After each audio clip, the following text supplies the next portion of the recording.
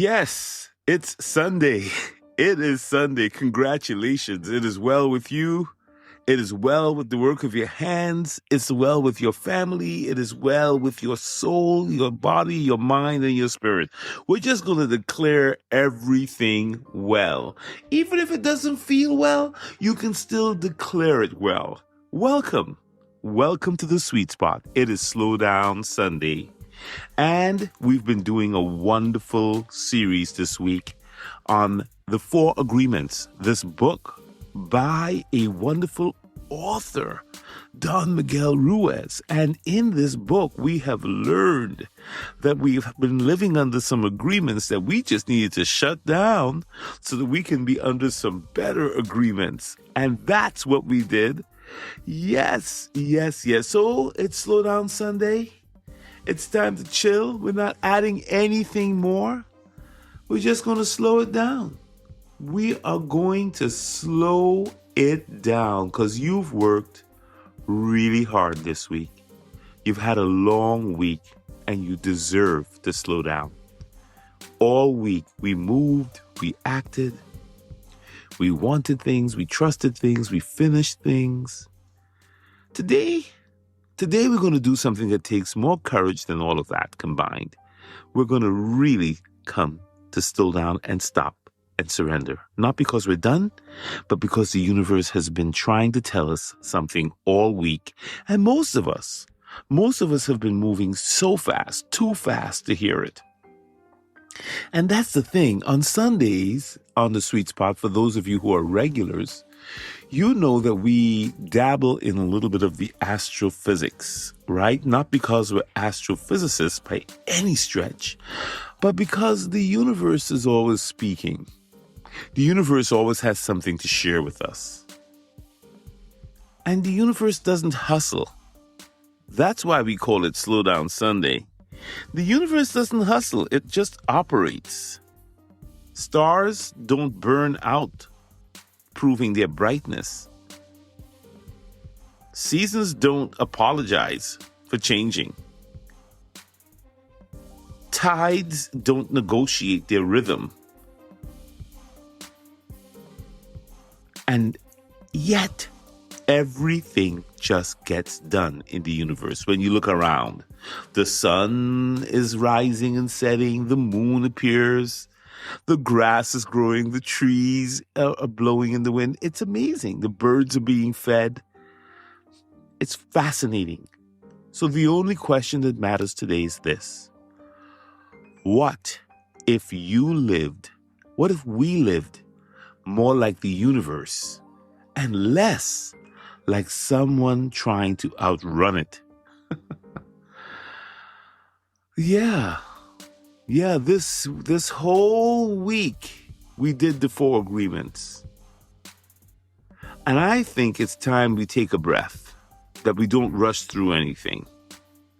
Because light in the universe takes time. The light from distant stars left thousands of years ago. When we look up at these stars, what we're looking and seeing is the past. Most of what you're reacting to right now in life is old light, old wounds, old stories. Part of what life is asking us to do is to give the present a chance to show up, to show us something new. Dark matter holds everything together in the universe invisibly. 85% of the universe's mass cannot be seen. You can't see it. And yet everything is somehow held together. You don't see gravity. You know, your self-talk is dark matter too, in a way. What we say to ourselves is dark matter. The invisible things that we say to ourselves, that holds our world together, or it actually pulls us apart. Whatever we say to ourselves has a meaning as to how we're going to experience life. So guard what no one else can hear. Guard your dark matter. Every star has a life cycle as well. And even the largest stars have a cycle. You know, stars go through the cycle where they burn, they collapse, and they form new stars. And your collapse in life, sometimes we collapse and there's not failure. Sometimes things have to break down. And that necessary process of breaking down and beginning again is not you falling apart. You're just becoming something new. There's a term called entropy, and it's quite natural. The universe is really kind of scattered and things are just moving in all these directions. The universe moves towards rest before it reorganizes at a higher level. And sometimes you have to be in a scattered state, you have to be in a random state before you can reorganize. And then when you reorganize and you're in a rest state, that's not retreating. That's the universe's design that you're mirroring. And today, in Slowdown Sunday, you're running that perfectly. Your circadian rhythm is cosmic. It's not just cultural. Your sleep-wake cycle is governed by the universe. Do you ever wonder, like you wake up when it's light and you go to bed when it's dark? You know when it's time to eat. You know when it's time to rest. It's amazing that you're tied into the universe. Your sleep and wake cycle is governed by a star that's 93 million miles away. Sunlight. You and I were never designed to override our own rhythms.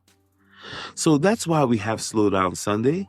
Slowing down Sunday isn't about, it's not optional self-care. It's a cosmic compliance that we're trying to do. We're trying to tie into the universe. Yeah, we started this week with the 4 agreements. Today, I'm giving you 5 more. Nothing from the book. This week is just, these are the sweet agreements. Let's call them the sweet agreements. I want you to 1, agree to move at the speed of truth. Not your urgency, not anxiety, not somebody else's timeline, but your own truth. Move at that speed today. 2, I want you to agree that rest is not just you giving up or retreating. It's the dark matter holding your structure together. 3, I want you to agree with me that we are made of the same elements as everything that has ever existed. And that's kind of true. We don't have to borrow worth from anyone. Everybody's got carbons and hydrogens and atoms in them. Agree that your cycles are not weakness, they're your rhythm. Agree that you're going to align with your rhythm. Agree to finish this week in balance, in stillness, in self-care. Agreements. That's what we're having this week. We're having agreement talks. The whole week was about the 4 agreements. What can you agree to today that's brand new? How can you rest and slow down? What does the ancient wisdom want you to do?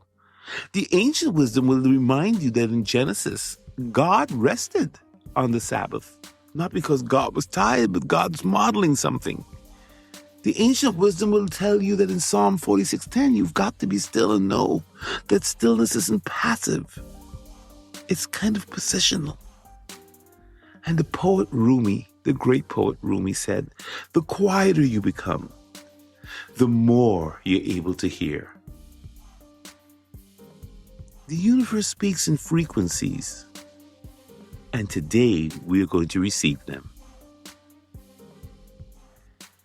Neil deGrasse Tyson, fantastic astrophysicist, a real one, put it this way. We're all connected to each other biologically, to the earth chemically, and to the rest of the universe anatomically. That is the most humbling agreement we could ever make with ourselves. We are not separate from what sustains us.